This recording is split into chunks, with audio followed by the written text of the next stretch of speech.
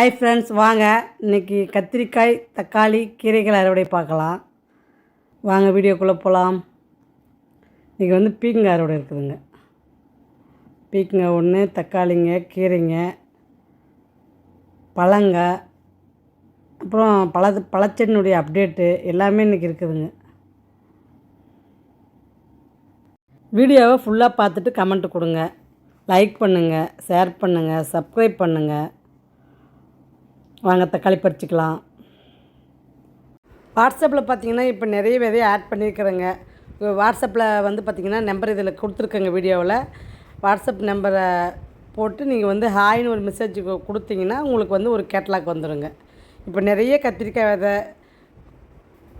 அதுக்கப்புறமேட்டுக்கு பார்த்திங்கன்னா இப்போ வெயில் காலத்துக்கு போடுற மாதிரி வெண்டைக்காய் விதை, கொத்தவரங்காய், தர்பூசணி, முலாம்பழம், வெள்ளரிக்காய், பீக்கங்காய், இந்த மாதிரிலாம் நீங்கள் வந்து கொடி வகைகள்லையும் பீக்கங்காய், பொல்லங்கெல்லாம் ட்ரை பண்ணலாங்க. இந்த மாதிரி வெயில் காலத்துலேயும் இந்த மாதிரி காய்கறிகள் நம்மளால் நட்டு நம்மளால் அறுவடை எடுக்க முடியுங்க. அதனால தான் என்னுடைய வீடியோஸில் பார்த்தீங்கன்னா இப்போ இந்த காய்களாம் நான் நட்டு வளர்த்திட்டு வரேங்க. அறுவடையும் உங்களுக்கு காட்டுறேன். எல்லாமே உங்களுக்கு வந்து தொடர்ந்து வீடியோ வந்துகிட்டே இருக்குதுங்க. நான் என்னென்ன பண்ணுறேனோ அதை மட்டும்தாங்க வீடியோவில் சொல்கிறேன். அதனால் வீடியோவை தொடர்ந்து ஃபாலோ பண்ண உங்களுக்கே என்னென்ன நான் மாடி தோட்டத்தில் செய்கிறேன் அப்படின்றதையும் தெரியும், என்னென்ன விதை விற்கிறேன் அப்படின்றதும் உங்களுக்கு புரிய வந்துடுங்க. அதனால் விதை வேணுன்றவங்க வாட்ஸ்அப் நம்பர் கொடுத்துருக்குங்க, பாருங்கள். கோகோ கட்டிங்ஸ்லேருந்து கொடி உருளையிலேருந்து மஞ்சள் கிழங்குல வரைக்கும் நம்ம கேட்லாக்கில் இருக்குதுங்க. 20 வகையான கத்திரிக்காய் விதைங்களும் இப்போ நம்ம கேட்லாக்கில் போட்டு வச்சுருக்கோங்க. வேணுன்றவங்க பயன்படுத்திக்கோங்க. சம்மர்லேயும் நம்மளால் வந்து காய்களை விளைவிக்க முடியுங்க. இப்போ என்னுடைய மாடித்தோட்டத்தில் பார்த்திங்கன்னா எல்லா காய்களையுமே சூப்பராக வளர்ந்துட்டு வருதுங்க. அதாவது கத்தி ரகமாக இருக்கட்டும், வெண்டைக்காவாக இருக்கட்டும், கொத்தவரங்காய் இருக்கட்டும், எல்லாமே வந்து சூப்பராக வந்து வளர்ந்துட்டு வருதுங்க. உங்களுக்கு கூடிய சீக்கிரத்தில் அறுவடையும் வர ஆரம்பிச்சிருங்க. அந்தளவுக்கு இப்போ வந்து செடி அவரைங்கெல்லாம் பார்த்திங்கன்னா அவ்வளோ அருமையாக பூ கொட்டாத காய் வைக்குதுங்க. அது பார்க்கும்போது எனக்கு அவ்வளோ ஒரு சந்தோஷங்க. வீடியோவுக்கு ஆதரவு கொடுக்குற அத்தனை உள்ளவங்களுக்கும் ரொம்ப ரொம்ப நன்றிங்க. கமெண்ட்டு கொடுக்குறவங்களுக்கும் ரொம்ப நன்றிங்க. வாங்க கத்திரிக்காய் பறிச்சிக்கலாம்.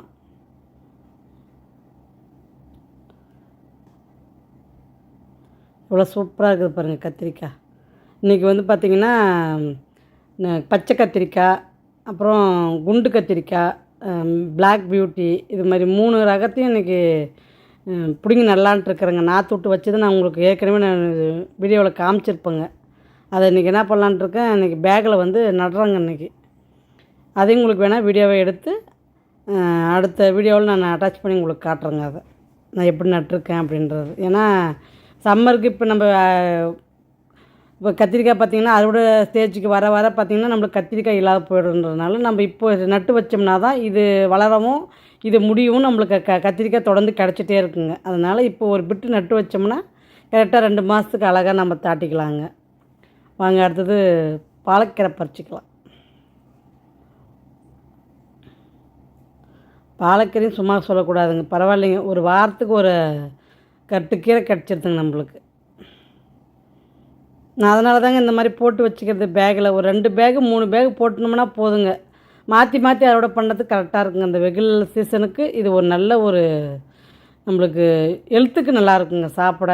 அதுக்கு வேண்டி நான் இந்த பாலக்கீரை மட்டும் விடாத ட்ரை பண்ணிகிட்டே இருக்கிறது தாங்க எனக்கு வேலை.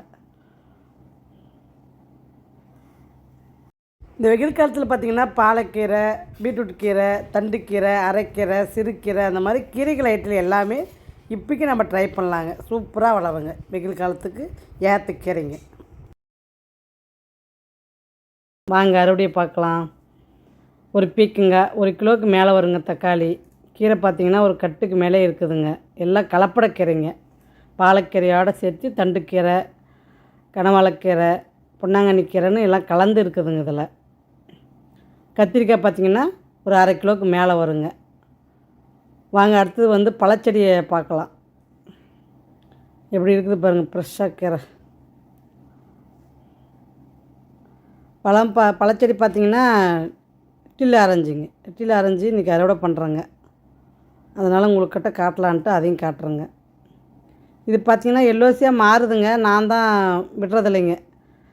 எல்லோசியாக மாறுற வரைக்கும் நம்ம விட்டோம்னா கொஞ்சம் அப்படியே பழம் வந்து பார்த்திங்கன்னா கொஞ்சம் சுருங்கின மாதிரி ஆகிடுதுங்க. அதே இந்த ஸ்டேஜில் நம்ம அறுவடை பண்ணும்போது பார்த்திங்கன்னா சாரம் நல்லா சலசலன்னு இறங்குது, ஃப்ரெஷ்ஷாக இருக்குதுங்க பழம். அதனால் நான் இந்த ஸ்டேஜ்லேயே அறுவடை பண்ணிடுறதுங்க.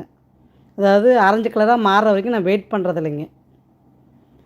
எது நம்மளுக்கு நல்லா இருக்குது பழம் சாப்பிட, சாரம் எப்படி நம்மளுக்கு நல்லா கிடைக்குது அப்படின்றத வச்சு தாங்க நம்ம மறுபடியும் பண்ணணும்.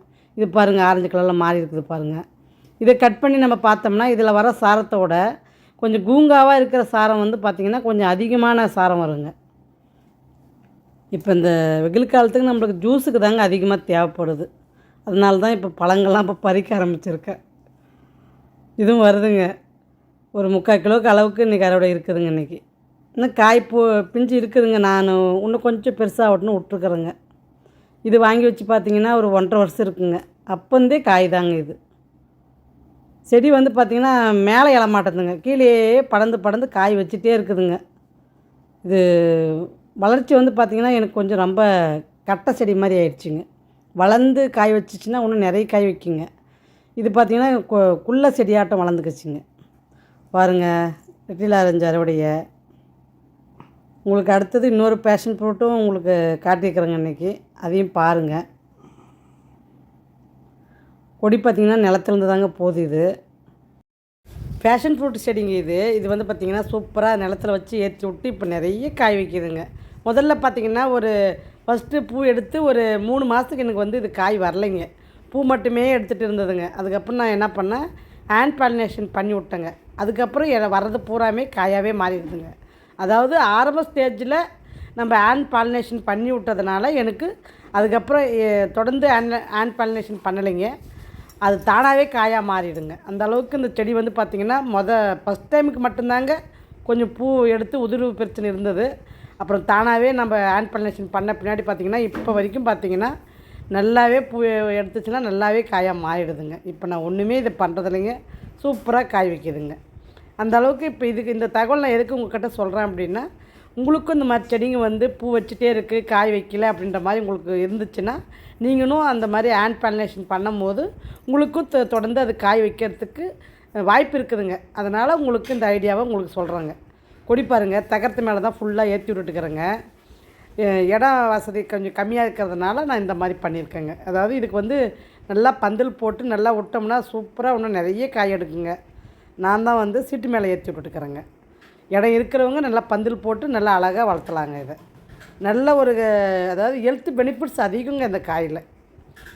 சுகருக்காக இருக்கட்டும், பிபிக்காக இருக்கட்டும், நம்ம எனர்ஜியாக இருக்கணும் உடம்பு அப்படின்னா இந்த காய் இந்த லீஃப் கூட அவ்வளோ ஒரு சத்துங்க.